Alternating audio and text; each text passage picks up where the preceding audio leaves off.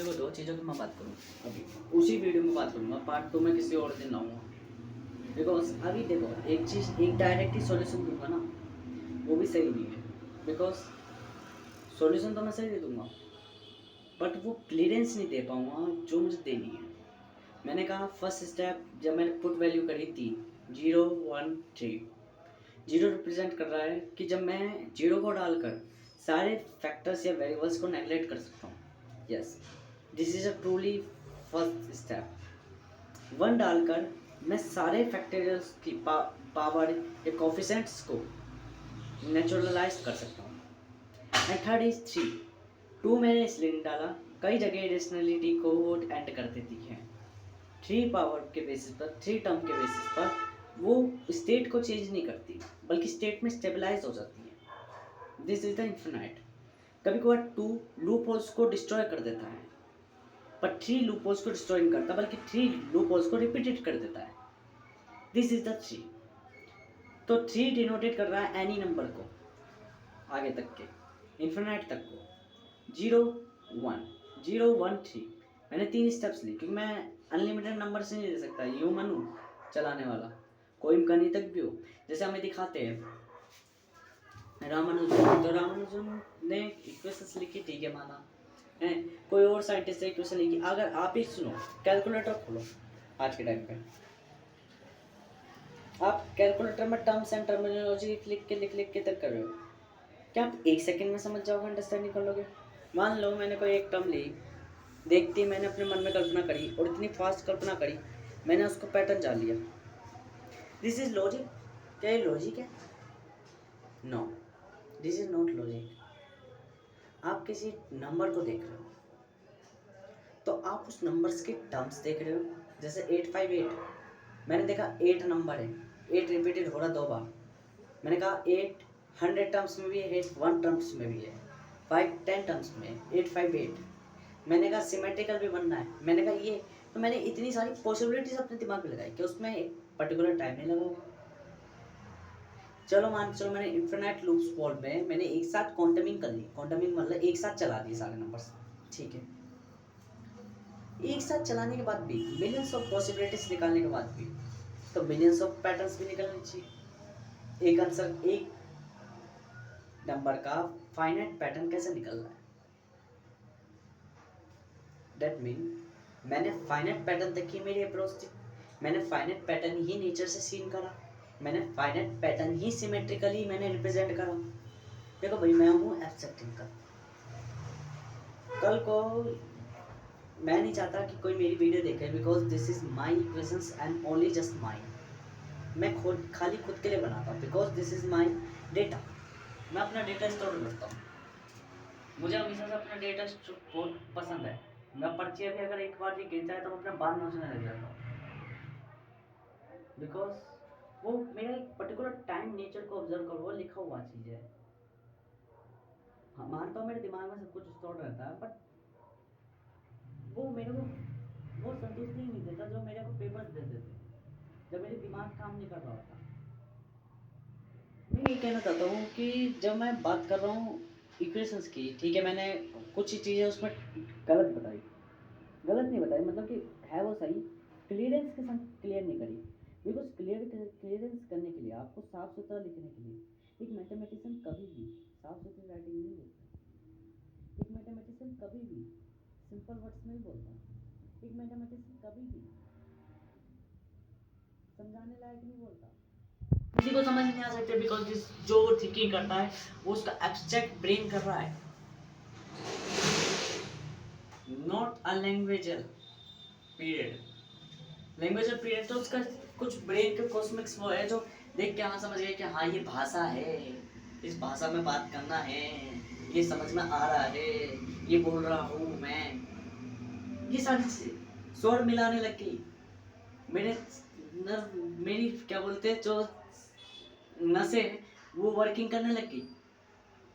But it am not, thinking calculation इससे fast चल रही है, तभी मैं बोल पा रहा हूँ, तभी मैं सोच पा रहा हूँ, तभी मैं समझ पा रहा हूँ, तभी मैं लिख पा रहा हूँ, तभी मैं बोल पा रहा हूँ हर एक चीज। जैसे अभी जो मैंने वर्ड्स बोले, this is because my mind इससे फास्ट चलेगा तभी कैलकुलेट होगा। वरना पहले तो मैं सोच ही रहा हूँ क्या बोलूँ क्या बोलूँ क्या बोलूँ, फिर मैंने कहा अच्छा मैं क्या बोलते हैं इक्वेशन बोल रहा हूँ, बट ऐसे सोचना होगा। जैसे पहले लेटर सपोज मैंने बोला मुझे एक नंबर बोलना है 5, ठीक है, फिर 5 बोला कभी जब मेरे ब्रेन ने कैलकुलेट कर चुका, 5 बोल दो डिलीवर कर दो, दैट इज द सर्कल्स। अब से थिंक करूँ, जैसे मैंने वहाँ पर बताया इरेशनल में मैंने कहा कि भाई टू फाइनल इरेशनलिटी को एंड कर देगा, जैसे मैंने वहाँ पे बोला भाई कि 2 एंड 2 की पावर n into 2 इस चीज का प्लस करें इंटरनेट कर लो, बिकॉज 2 की पावर 2 एंड 2 की पावर n into 2 2 की पावर n plus 1 को रिप्रेजेंट करेगी, n plus 1 का मतलब क्या है कि n कोई इन्फिनिट नंबर होगा और 1 उसमें और ऐड हो रहा है, दैट मीन मैं उसमें एक और सिमेट्री जोड़ रहा हूँ, 1 इज सिमेट्रिकल नंबर, 1 रिप्रेजेंट कर रहा है एक सिमेट्रिकल नंबर को, मैं उसमें एक और सिमेट्री जोड़ रहा हूँ, जिससे क्या हो रहा है उसके लूप होल क्रिएट हो डिलीट हो जा रहे हैं, डिस्ट्रॉय हो जा रहे हैं, बट वो अपने आप में एक लूप होल है। फिर एक और चीज़, क्योंकि मैंने अपनी वीडियो भी दोबारा देखी है 25 मिनट, मैं हमेशा अपनी वीडियो अपने आप देखता हूँ क्योंकि अपने लिए ही बना रहा हूँ मैं, अब भी मैं अपने लिए इसलिए बना रहा हूँ, ये बात है जो मैं कह रहा हूँ अपने लिए। अब मेरा कहने का स्टाइल ऐसा होता है कि मैं लगता है कि दूसरों को कह रहा हूँ, दूसरों को समझाना चाहता हूँ, क्योंकि ह्यूमन हूँ और ह्यूमन समाज में जीता है, सोशल में जीता है, सोसाइटी पे, तो सोसाइटी के हिसाब से बताता है और रियलिटी में मैं अपने आप को ही बताता हूँ।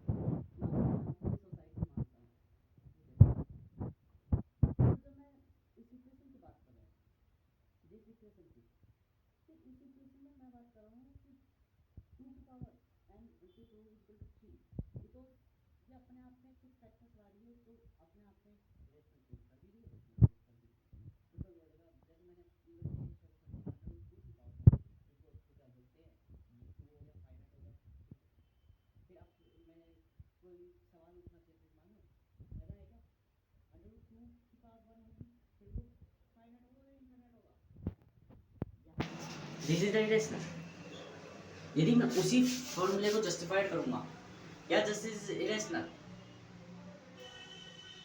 बट जब मैं अंडर रूट टू को इरेशनल मानूं ही नहीं, मैं कहूँ under two is the two, under root two the two is the two के power 1/2, that are not irrational. जब मैं बात कर रहा हूँ अंडर टू की, तो अंडर रूट टू, अब सुनो, अब कॉम्प्लेक्स में बताऊंगा, फिर मैं कॉम्प्लेक्स में अब यहीं से कॉम्प्लेक्स नंबर जो मैं कह रहा था ना उस टाइम पे कॉम्प्लेक्स नंबर बताऊंगा, अब बता दो complex number, the series of root किसका है, वो 2 का रूट है, वैल्यू क्या है 2, ये में रूट 2 के अंदर रूट वैल्यू 2 है, और 2 को 2 वाले रूट को रूट 2 को 2 से मल्टीप्लाई करूँ, it is a finite question, but अब मैंने क्यूबिक वाला रूट ले लिया, क्यूबिक वाला रूट मतलब कि the 3 times multiply and then root will be open, मतलब 1/3 वाली पावर, जब मैंने 1/3 वाली पावर ली, 1/3 वाली पावर ली, मतलब कि √3 वाला √3 वाला रूट, ये √3 मैंने 2 डाला, एक 2 डालने के बाद क्या वो फाइनाइट हो गया, फाइनाइट हो गया नहीं फाइनाइट हो गया, नहीं, 3 √2 वाले √2 डालने के बाद क्या वो फाइनाइट हो गया क्या, यही आप समझना। मैं जो टू की बात कर रहा हूँ, मैं डायमेंशनल की बात करता हूँ, 11th क्लास में 6 डायमेंशन ढूंढ दिए थे, 6th डायमेंशन, 11th के एंड तक आते आते 11 डायमेंशन ढूंढ दिए थे जिसमें एनर्जी चलती है, 11th डायमेंशन में एनर्जी चलती है। जब बात आई 4D डायमेंशन की, मैंने बता दिया था कि एक सर्कल को इनफिनिट सॉल्यूशन दे रहा है, इसने एक पॉइंट मान लिया, this is the 4th dimension. 3D dimension figure चल रही है, इनफिनिट ग्लोब मान लिया, this is the 4th dimension. Earth है, अर्थ में 3D स्ट्रक्चर्स है, ग्लोब्यूल मान लिया, द 4th डायमेंशन, ठीक है। फिफ्थ डायमेंशन, जब एक टाइम ऑफ रे चल रही है, this is the statement and that is reliability, that is the five dimension. The sound is the true और that is the fix and that's environment are bounce and bounce back, that is the sixth dimension.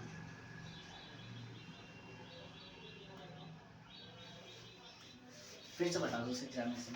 Fifth dimension में बात कर रहा हूँ, जब कोई time चल रहा है, टाइम के पॉजिंग इनएबिलिटी होगी, फिर भी फंक्शन वर्क कर रहा है, एनर्जी को अपनी रेस्ट रख के बैठा पड़ा है, this is the fifth dimension.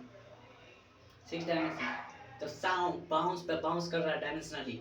मान लो इस कमरे में बोलो, इस कमरे के बाद दूसरे एक मेगा फील्ड में जा रही है, फिर थर्ड फील्ड में जा रही है, क्या ट्रांसफरिंग हो रही है. Six dimension, that's the layer.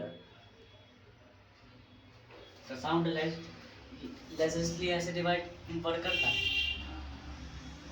Complex number में आता हूँ, जब मैं बात कर रहा हूँ टू कंडीशनल की, तो देखो ना रूट टू कंडीशन है, रूट टू वाला रूट टू है, स्क्वायर करा, then problem will be solved.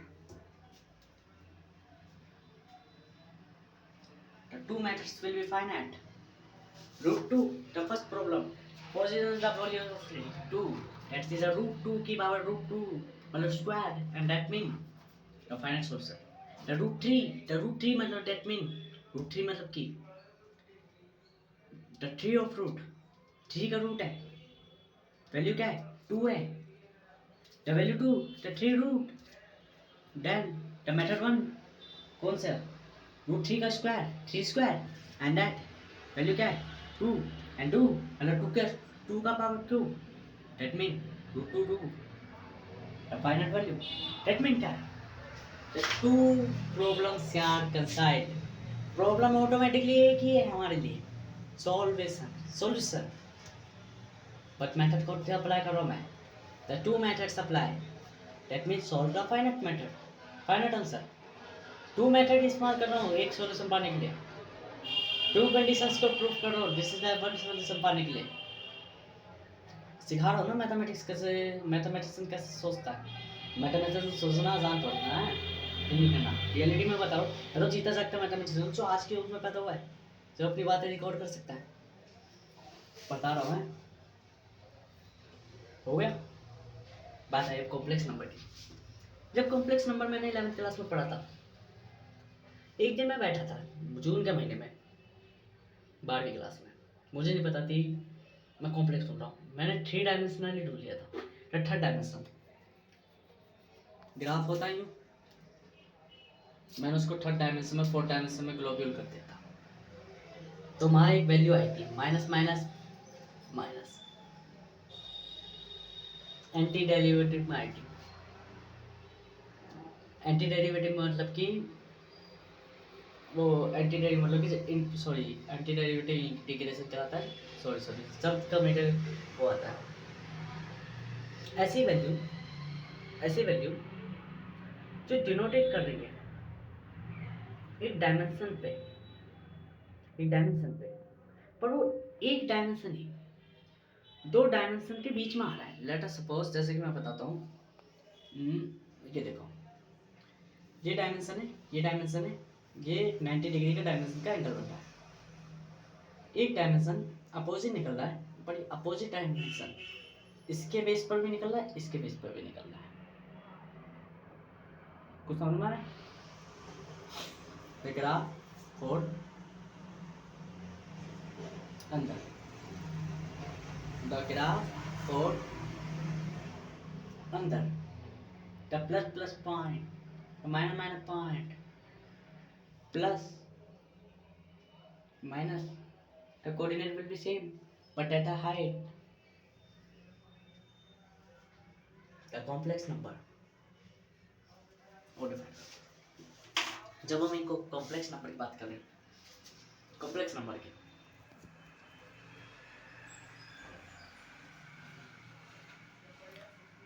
कोई चीज स्टैटिकल है, प्लेन. मेरे एक बार सर जी ने पूछा था मुझसे कि बेटा तुमसे सॉल्व हो सके तो क्वेश्चन सॉल्व करता. तो मैंने तिगड़म मिगड़म मिलाकर, उस टाइम पे थिंकर नहीं था, एब्स्ट्रैक्ट, 10वीं की बात है, तिगड़म मिगड़म लगा के कैरी सॉल्यूशन पर लिख दिया. क्यों? मैं देख के कि मैथमेटिक्स ऐसे करते हैं, पर नहीं, मैथमेटिशियन अलग ही सोचते हैं. वो तो अब मेरे में थोड़ी सी मेरा प्री फ्रंटल कॉर्टेक्स वर्क करने लग गया है, क्योंकि 17 साल का हो गया हूँ, तो ये अब डेवलप होना चालू हुआ है, तब मेरा वर्क कर रहा है बड़े। जब हम बात कर रहे हैं एक फंक्शन की, सॉरी फंक्शन नहीं, जब हम वो बात कर रहे हैं एक, किसकी बात कर रहा था मैं, भूल गया यार। मेरे को थोड़ा टेम्परल लॉक थोड़ा सा वो है डिस्टर्ब, मतलब जो भी याद रखने का वो है थोड़ा सा डिस्टर्ब है, इसलिए। और मैं थोड़ा भूल भी जाता हूँ चीज़ें, डिसिप्लिन भी नहीं रहता।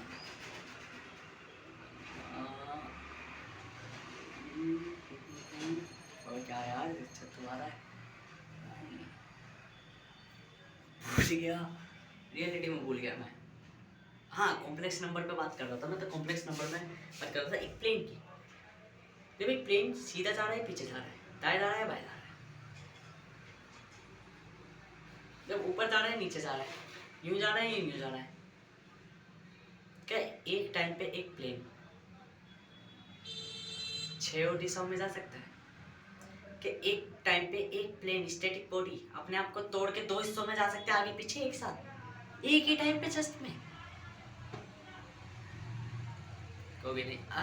एक और चीज़ बता दूँ, ये जो मैं बता रहा हूँ, अभी मैं कैलकुलस में नहीं आया, मैं 3 स्टेट में अभी पढ़ूंगा, कंप्यूटर साइंस, मैथमेटिक्स, मतलब अभी तो सेक्टोरियल लॉजिक में पढ़ रहा हूँ। ये जो सारी चीज़ें बता रहा हूँ इक्वेशंस की टर्म में, अभी मैं मैपिंग बना रहा हूँ ब्रेन में। मेरा प्रीफ्रंटल कॉर्टेक्स इक्वेशन की फॉर्म में लिखेगा, अभी लिख रहेगा स्टैटिक की फॉर्म में लिख रहा है, बाद में मैं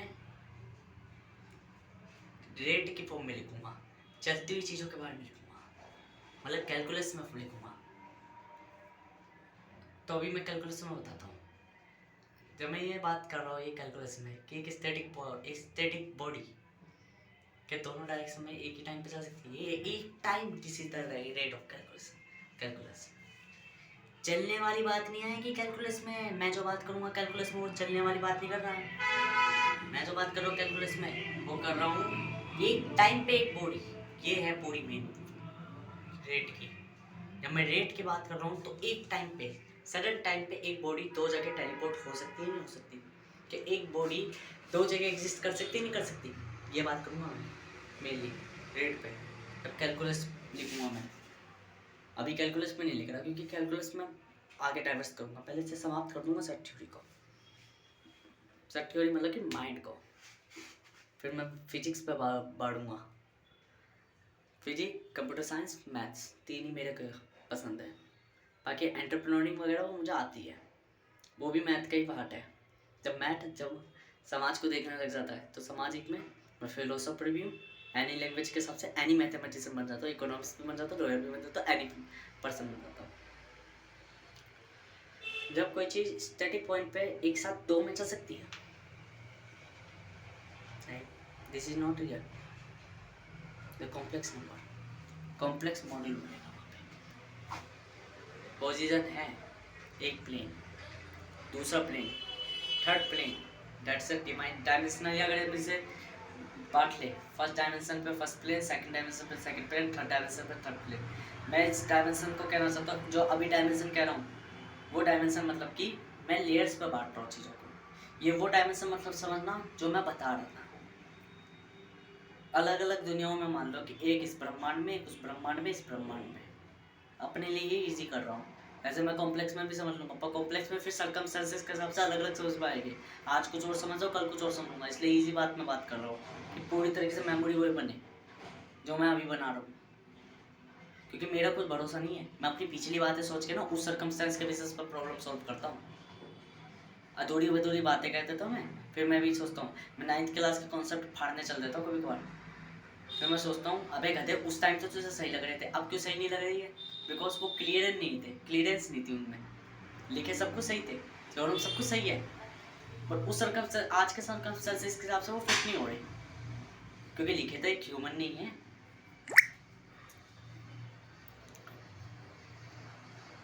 तो मैं सीधी बात करना चाहता हूँ, वो plane first dimension, second dimension, third dimension, मतलब 3 दुनियाओं में वो प्लेन आपस में कैसे वर्क करेगा, यही।